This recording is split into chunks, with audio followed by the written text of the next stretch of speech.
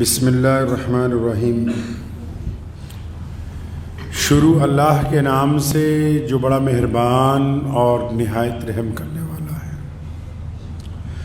تمام حضرات سورہ فاتحہ اور درود پاک پڑھ لیجیے۔ اعوذ باللہ من الشیطان الرجیم، بسم اللہ الرحمن الرحیم، الحمدللہ رب العالمین، الرحمن الرحیم، مالک یوم الدین، ایاک نعبد وإياك نستعين اهدنا الصراط المستقيم صراط الذين أنعمت عليهم غير المغضوب عليهم ولا الضالين آمین۔ دروشی پڑھیے۔ اللهم صل على محمد وعلى آل محمد كما صليت على إبراهيم وعلى آل إبراهيم إنك حميد مجيد۔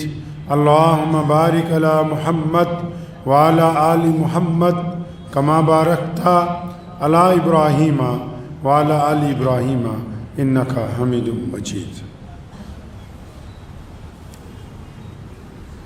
مدینہ المنورہ میں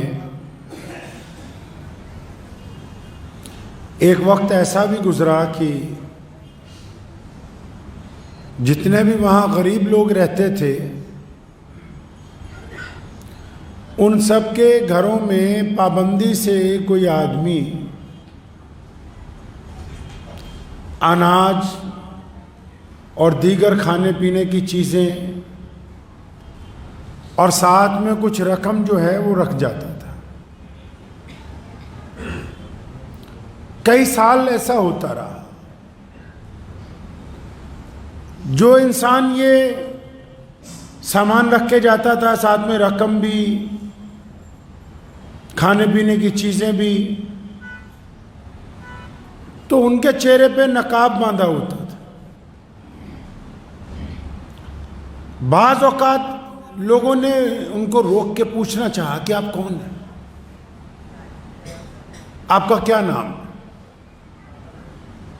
اچھا، جب کبھی کوئی پوچھتا تھا ان کو بھئی کون ہے آپ، بڑے سخت ناراض ہو جاتے تھے، سخت ناراض۔ یہ نہیں کہ درگزر کرنا، پوچھنے والے کے پیچھے پڑ جاتے تھے۔ تو ہوتا کون ہے پوچھنے والا؟ جرأت کیسے ہوئی تیری پوچھنے کی؟ تو لوگ جو تھے خاموش ہو جاتے تھے۔ سلسلہ چلتا رہا کئی سال لگاتار۔ جتنے مستحق لوگ تھے مفسرین نے ان کی تعداد 100 یا 100 سے کچھ زائد لکھی۔ تو ان کے گھر میں سامان اور پیسے لگاتار پہنچتے تھے۔ پھر ایسا ہوا اچانک یہ سلسلہ رک گیا۔ اب جب سلسلہ رکا تو لوگوں نے ایک دوسرے سے بات کرنی شروع کی کہ بھئی تمہارے ہاں بھی سامان نہیں آ رہا؟ وہ کہتے ہیں جی میرے ہاں بھی نہیں آ رہا۔ کہ فلاں کے ہاں پوچھو، اس کے ہاں بھی نہیں آ رہا۔ ہاں جی اس کے ہاں بھی نہیں آ رہا۔ تحقیق شروع کی بھی کب سے نہیں آ رہا، کون سی تاریخ تھی ایسی کہ جس دن سے یہ سلسلہ منقطع ہو گیا ہے۔ جب تحقیق کی تو پتہ لگا کہ 18 محرم الحرام کے دن کے بعد سے تو سامان آیا ہی نہیں، کسی کے گھر بھی نہیں آیا۔ اور جب پتہ لگا بھی 18 محرم کو کیا ہوا تو معلوم ہوا کہ بھئی 18 محرم الحرام کو تو حضرت امام زین العابدین رحمت اللہ علیہ کا وصال ہوا ہے۔ سیدنا امام حسین رضی اللہ تعالیٰ عنہ کے گھرانے کے اس عظیم المرتبہ فرزند کا انتقال ہوا ہے۔ ساری زندگی لوگوں کی، اور جب ان کو غسل دے رہے تھے تو کچھ لوگوں نے سوال کیا حضرت کے بیٹے سے کہ آپ کے ابا حضور کے کندھوں پر بھی نشان ہیں اور کمر پہ بھی نشان ہیں، تو یہ کس چیز کے ہیں؟ تو کہنے لگے ہمارے ابا جو تھے نا، روزانہ کیونکہ رات کے دوسرے تیسرے پہر غریبوں کے گھر میں سامان دینے جاتے تھے، رقم دینے جاتے تھے، تو وہ اناج کی بوریاں اپنے کندھے پر کمر پہ لاد کے لے کے جاتے تھے۔ یہ اس وجہ سے یہ نشان پڑے۔ تو لوگوں نے کہا کہ آپ جوان ہیں، آپ کے والد بوڑھے تھے، آپ بذات خود کیوں نہیں اٹھا لیتے تھے؟ آپ کیوں نہیں سامان اٹھا کے چھوڑاتے تھے؟ تو ان کے صاحبزادے نے کہا کوشش تو ہم نے بہت دفعہ کی، کوشش بہت مرتبہ ہم نے کی کہ ہم سامان اٹھا کر دے آئیں، ہم لے جا کر سامان پہنچا دیں، لیکن کہنے لگے کہ ہم جب بھی کہتے تھے ابا جی ہم آپ کے ساتھ چلتے ہیں، فرماتے خبردار یہ تو میرا اور میرے رب کا معاملہ ہے، اگر میں تمہیں بتا دوں کہ کس کو سامان دینا ہے تو جس کے گھر سامان پہنچانا ہے اس کی بے عزتی ہو جائے گی۔ میں تو اپنے رب کے حضور اپنا معاملہ درست رکھنا چاہتا ہوں، میں جن کو دیتا ہوں ان کی بے عزتی نہیں کرنے دیتا کسی کو۔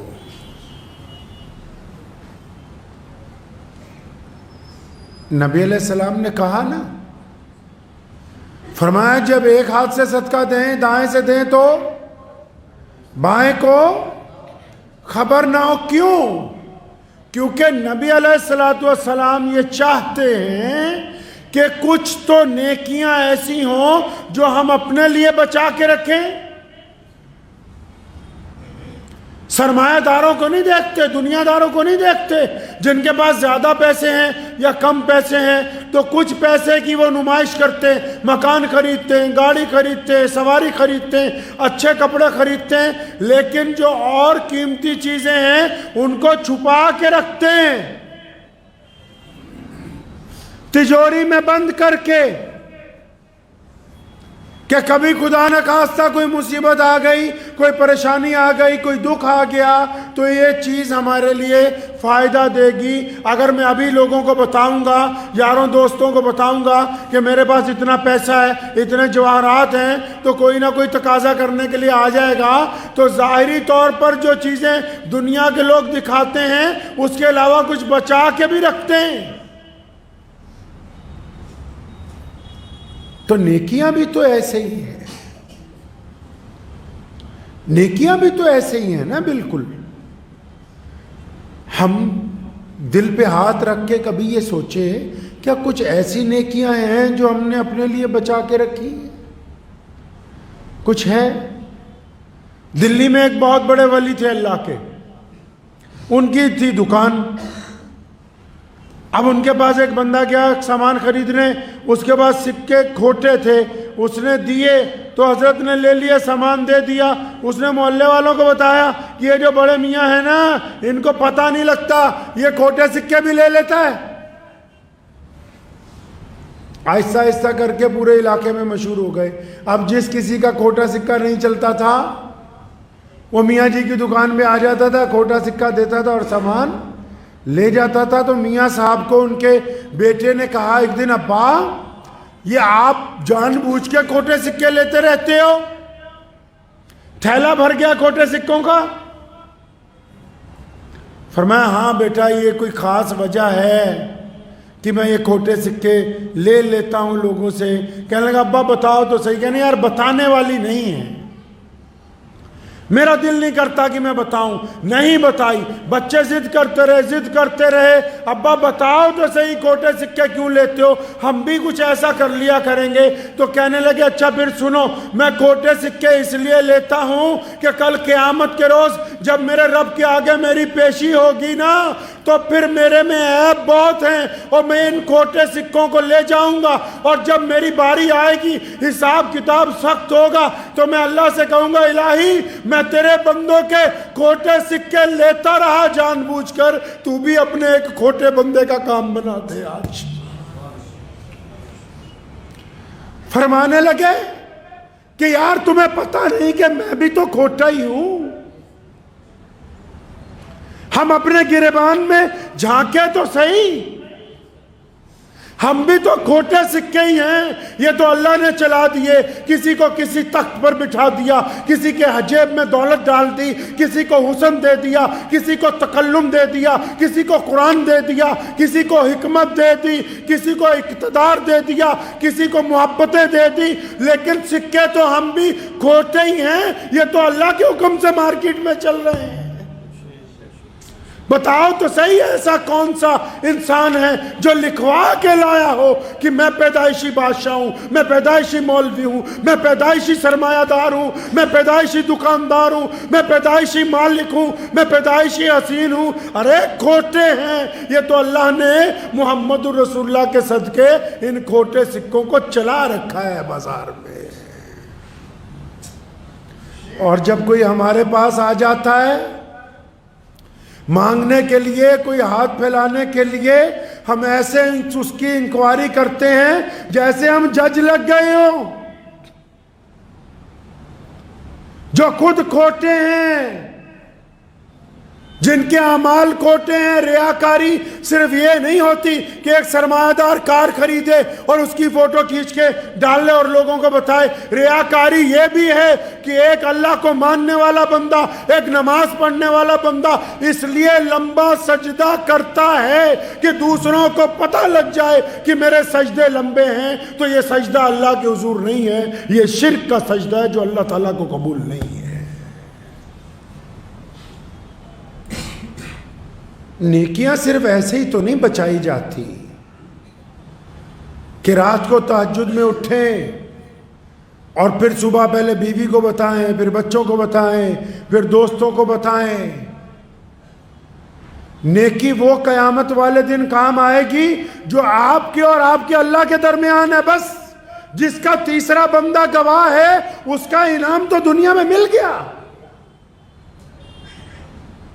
اس کی بدولت تو دنیا میں اللہ نے رزق میں اضافہ کر دیا، اس کی بدولت تو اللہ نے دنیا میں آپ کی عزت میں اضافہ کر دیا۔ قیامت والے دن تو وہ نیکی کام آئے گی جو آپ میں اور آپ کے رب میں راز ہے۔ اور جب امام زین العابدین کے صاحبزادے کو پوچھا گیا کہ تم بوریاں کیوں نہیں اٹھاتے تھے، تو انہوں نے دوسری وجہ بیان کی اور فرمایا میرے ابا کہتے تھے کہ بیٹا یہ میرے اور میرے رب کے درمیان راز ہے، میں اپنے اور اپنے رب کے درمیان جو راز ہے اس میں اس کے بندوں کو شریک نہیں بنانا چاہتا ہوں۔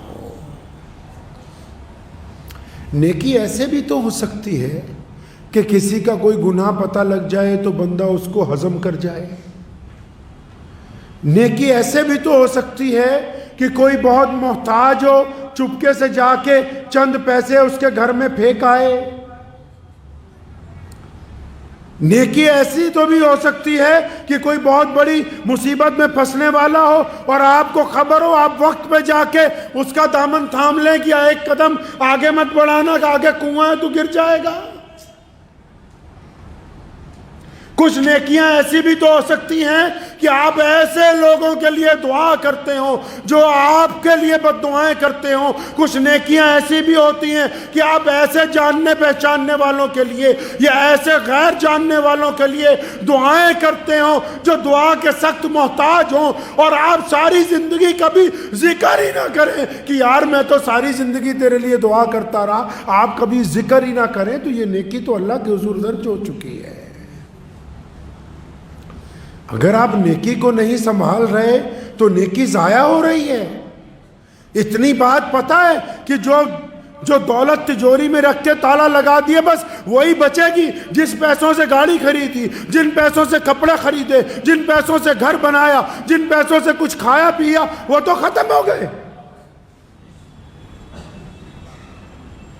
جن نیکیوں کا شور مچایا، جن نیکیوں کی ادھم مچاتے رہے، وہ تو ختم ہو گئی۔ یہاں ساتھ لے جانے کے لیے کیا ہے؟ کیا کوئی ایسی نماز ہے رات کے اندھیرے میں کہ بیوی کو بھی نہ پتا ہو، بچوں کو بھی نہ پتا ہو، ماں کو بھی نہ پتا ہو، باپ کو بھی نہ پتا ہو، اور رات کے اندھیرے میں چپکے سے اٹھتا ہو بندہ اور پھر اپنے رب کے حضور رات کے اندھیرے میں اپنے رب سے باتیں کرتا ہو اور اس نیکی کو سنبھال کے رکھے؟ لوگ کہتے رہیں کہ تو نے تو کبھی زندگی میں تہجد نہیں پڑھی ہوگی، اور خاموشی سے ہنس کے ٹالتا رہے۔ کوئی ایسی نیکی بھی تو سنبھال کے رکھے جو قیامت والے دن اس کے کام آ جائے۔ کچھ ایسی تسبیح تو ہو، کچھ ایسا ذکر تو ہو اللہ کا جس ذکر کا ساتھ والوں کے یہاں کوئی ذکر نہ ہو، جس کا چرچا دوسروں کے ساتھ نہ ہو۔ کسی مسجد میں رات کے تیسرے پہر کوئی ایسا جھاڑو تو لگایا ہو، کوئی ایسی صفائی تو کی ہو کہ جس کا گواہ سوائے اللہ کے کوئی اور نہ ہو؟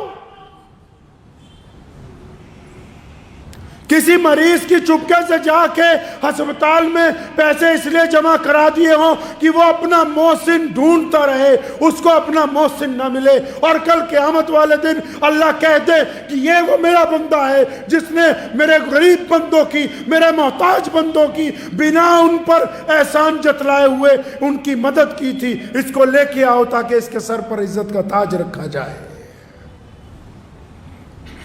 کچھ نیکیاں تو ہوں جو بچا کے رکھی جائے۔ یہ کون سی نیکی ہے کہ ہم غریب لڑکیوں کی شادی کرنے لگے ہیں اور پھر اس کے بعد پوری پریس والوں کو بلا کے اس غریب دلہے اور دلہن کا کھڑا کر کے زندہ جنازہ نکال رہے ہیں؟ یہ نیکی نہیں ہے۔ یہ جو ہم نے ٹرینڈ سمجھا ہے،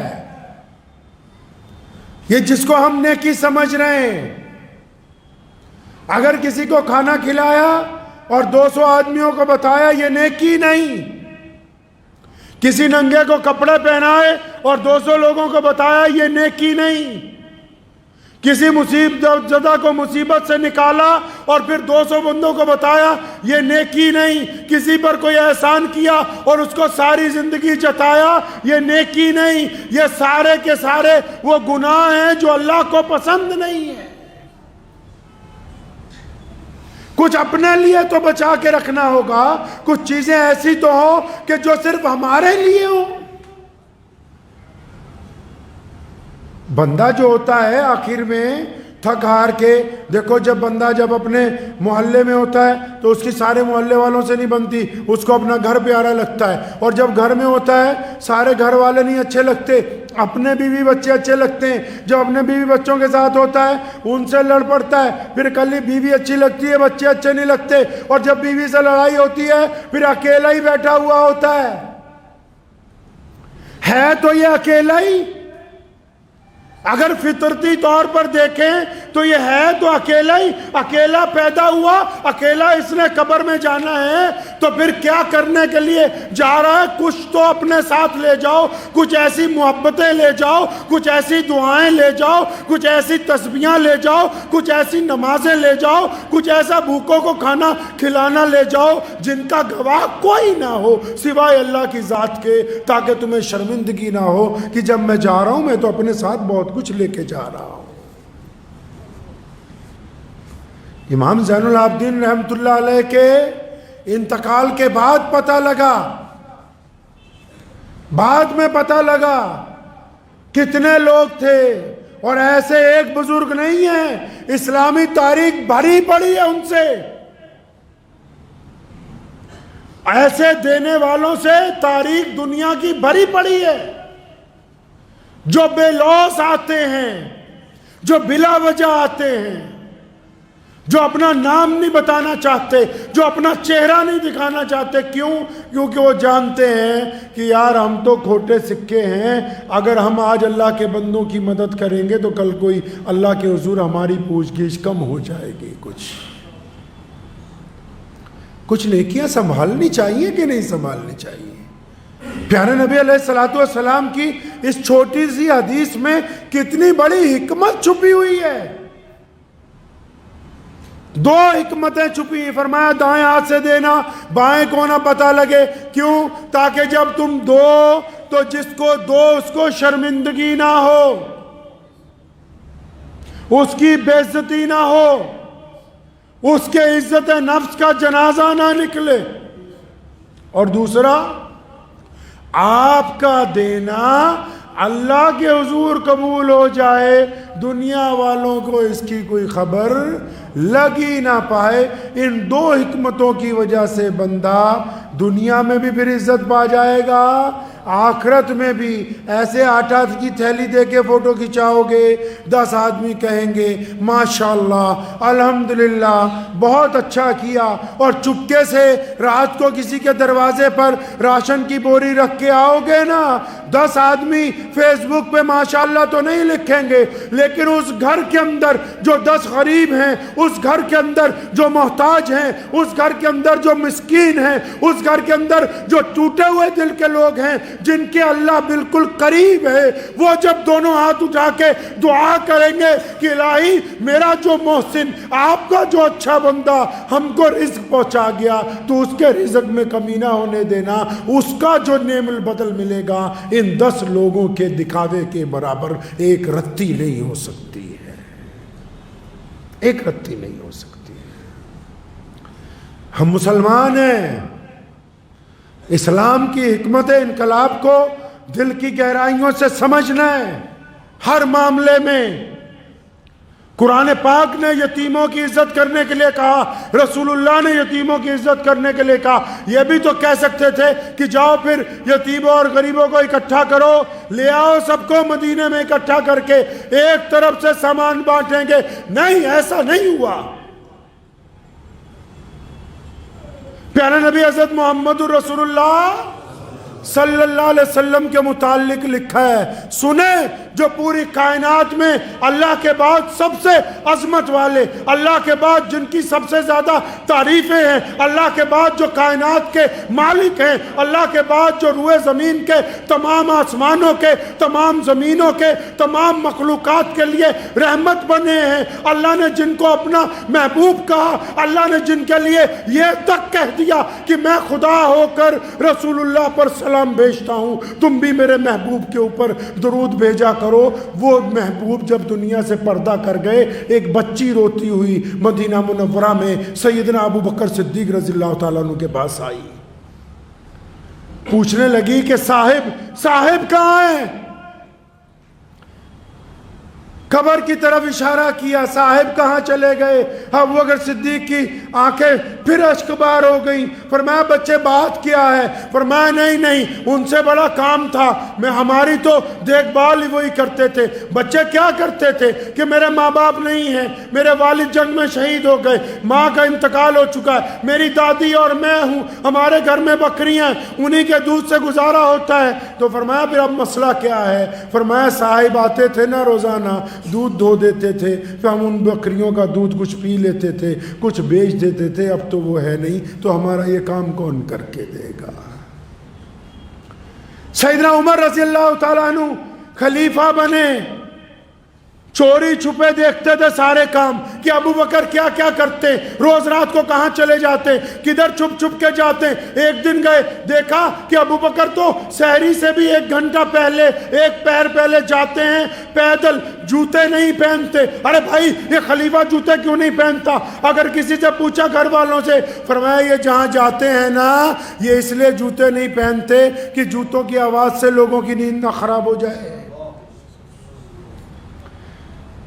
عمر بھی اس گھر میں پہنچ گئے، سارا معاملہ جب پتہ کر لیا، دیکھا کہ ایک بوڑھی عورت ہے، آنکھوں کی روشنی کم ہے۔ سیدنا ابو بکر صدیق روز اس کے گھر جاتے ہیں، گھر کی صفائی کرتے ہیں، اس کا پاخانہ وغیرہ ساری صفائی کرتے ہیں، پانی بھر کے رکھتے ہیں، ہانڈی بناتے ہیں، روٹیاں اتارتے ہیں، اور اس کے بعد فجر سے پہلے اپنا کام نپٹا کے واپس آتے ہیں۔ سیدنا ابو بکر صدیق رضی اللہ تعالیٰ عنہ خلافت کے کام سے مکہ مکرمہ گئے، پیچھے حضرت عمر تھے، ان کو یاد آیا کہ وہ والا کام ہے، پہنچ گئے اور پھر وہ سارا کام کیا۔ کام کر کے اس اماں کو کہنے لگے، اچھا اماں میں چلتا ہوں۔ کہنے لگی رک جا بیٹا، تو وہ نہیں ہے جو روز آتا ہے، وہ نہیں ہے تو روز جو آتا ہے۔ اماں جی آپ نے کیسے پہچانا؟ آپ کی تو آنکھیں کمزور ہیں، آپ کی تو بینائی نہیں ہے۔ کہنے لگی سن، وہ جو روز آتا ہے نا، آج تک اس نے مجھے اپنا نام نہیں بتایا، اور وہ جو روزانہ آتا ہے وہ میرے گھر کی صفائی کرتا ہے، پانی بھرتا ہے، ہانڈی پکاتا ہے، روٹیاں بناتا ہے۔ کون؟ مسلمانوں کا بادشاہ، 65 لاکھ مربع میل کا حکمران۔ اور کہنے لگی، فرمایا تم نے پہچانا کیسے کہ میں وہ نہیں ہوں؟ کہنے لگی پترا وہ جب سارے کام کر لیتا ہے نا تو میرے پاس بیٹھ کے، کیونکہ میں معذور بہت ہوں، تو وہ ساری روٹی کو سالن میں ڈبو کے اور پھر اس کو نرم کر کے اپنے ہاتھ سے چوری بنا کے ایک ایک لقمہ میرے منہ میں ڈال کے جاتا ہے۔ تو نے اگلا کام نہیں کیا، اس لیے میں پہچان گئی تو وہ نہیں ہے جو روزانہ آتا ہے۔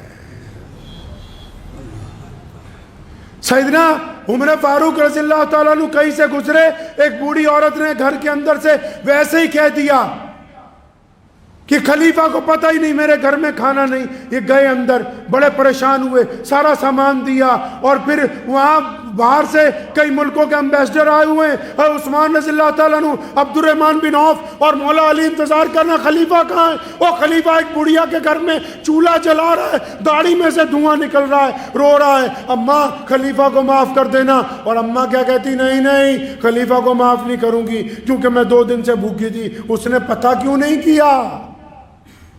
آج کہو نا کسی سرکاری آدمی کو کہ ہم تیری شکایت کر دیں گے، وہ کہتی وہ تو بعد میں کرے گا، پہلے تجھے میں اندر کرا دیتا ہوں.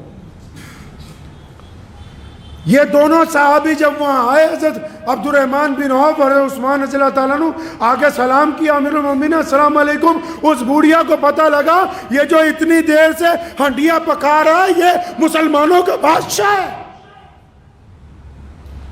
اسلام کی تاریخ بھری پڑی ہے ان لوگوں سے. میرے دادا مرحوم رحمت اللہ علیہ کے دوست حضرت شاہ مسعود صاحب بیہٹ کے جو چیئرمین تھے، جب انتقال ہوا نا تو کئی 100 گھروں کے لوگ آ گئے، بوڑھیاں آ گئی روتے پیٹتے، بھئی کیا بات ہو گئی؟ اجی شاہ جی نے ہمارا الگ الگ لوگوں کا مہینے کا راشن باندھ رکھا تھا، ہم تو ساری زندگی ہو گئی ان سے کھاتے ہوئے. اولاد کو ہی نہیں پتا، بچوں کو ہی نہیں پتا، بیوی کو ہی نہیں پتا، دوستوں کو ہی نہیں پتا. اس کو کہتے ہیں وہ نیکی جو ساتھ جانی ہو. ہم چند پیسے دے کے چاہتے ہیں کہ جلسے میں ان کا اعلان ہونا چاہیے، ہم چند نمازیں پڑھ کے چاہتے ہیں کہ ان نمازوں کا چرچا ہونا چاہیے، ہم لمبے سجدے کر کے یہ چاہتے ہیں کہ اس سجدے کی خبر گھر والوں کو ہونی چاہیے. جو ریاکاری میں، اسلام میں جو ریاکاری میں بندہ شامل ہو گیا وہ تمام کی تمام چیزیں یہیں پر رہ گئی، یہ ساتھ جانے والی ہے نہیں ہے. کچھ کریں انشاءاللہ، کریں گے انشاءاللہ کچھ ایسی نیکیاں. کیسی؟ پیسے نہیں ہے نا تو کسی کا عیب پتہ ہے نا تو اس کو ہضم کر جاؤ، یہ نیکی ہے. پیسے نہیں ہے نیکی کرنے کے لیے، کوئی بڑا پریشان حال ہے نا، دکھی ہے نا، تکلیف میں ہے نا، بس اس کے کندھے پہ ہاتھ رکھو، کہو بھائی میں تیرے ساتھ ہوں، گھبرانا نہیں، تو ہمارا بھائی ہے. چاہے وہ ہندو ہے، چاہے وہ سکھ ہے، چاہے عیسائی ہے، چاہے دلت ہے، چاہے بودھ، جو مرضی. پیسے نہیں ہیں، کسی بھٹکے ہوئے کو بازو پکڑ کے سڑک پار کروا دیجئے جو بہت دیر سے کھڑا ہوا ہے کہ گاڑیاں رکیں گی تو میں ادھر جاؤں گا. پیسے نہیں ہیں نا، سڑک کے اوپر اینٹیں گر جاتی ہیں جب ملبے کی ٹرالیاں چلتی ہیں، چند روڑوں کو اپنا اسکوٹر روک کے، گاڑی روک کے ہاتھ سے اٹھا کے سائڈ پہ کر دیجئے اور اس نیکی کو اپنی تجوری میں سنبھال کے رکھیے. پیسے نہیں ہیں نا، اپنی زبان کو غیبت سے روک لیجئے، اپنی زبان کو غیبت سے روک لیجئے اور اس نیکی کو اپنی تجوری میں رکھیے. پھر کیا ہوا اگر زیادہ پیسے نہیں ہیں بانٹنے کے لیے؟ رات کے دوسرے تیسرے پیر اٹھتے، اچھا وضو کے لیے بھی انتظام نہیں ہے، بڑی پریشانی ہے، بہت چھوٹا سا گھر ہے اور بہت زیادہ لوگ ہیں، ایک ہی کمرے میں اٹھ گئے، آنکھ کھل گئی نا، بس اپنے ہی بستر پر قبلے کی طرف منہ کر کے اپنے ہی رب کے آگے سجدہ ریز ہو کے اپنے ہی رب کے آگے استغفار کیجئے اور پھر دوسروں کے لیے دعائیں مانگیے، تو اللہ تبارک و تعالیٰ اس نیکی کو اس تجوری میں رکھے گا جو صرف رب کو پتہ ہے اور کسی کو پتہ نہیں ہے. کچھ بچائیے، بچائیں گے انشاءاللہ. کچھ ایسی نیکیاں اکٹھی کریں جن کا گواہ صرف آپ اور آپ کا اللہ ہو، جن کا گواہ آپ ہو، آپ کا رب ہو، اور یہ نیکیاں قیامت والے دن ایسے کام آئیں گی. اب فلسطین کے لیے جنگ چل رہی ہے، کتنے ہیں جنہوں نے چپکے رو کے ان کے لیے دعا کی ہو؟ کتنے ہیں جو ان کی امبیسی تک پہنچے اور بلا وجہ چپکے جا کے رسید کٹوا کے آئے ہو جا کے؟ کچھ ایسا کریں کہ اللہ تبارک و تعالیٰ بس اپنے بندے پر فخر کریں کہ یہ ہے میرا بندہ. اور جب اللہ فخر کریں گے اللہ آپ کو عزت دیں گے، دنیا میں بھی عزت دیں گے اور آخرت میں بھی عزت ملے گی۔ دعا کیجیے اللہ کریم مجھے بھی اور آپ سب کو ان باتوں پہ عمل کی توفیق عطا فرمائے۔ وآخر دعوانا ان الحمدللہ رب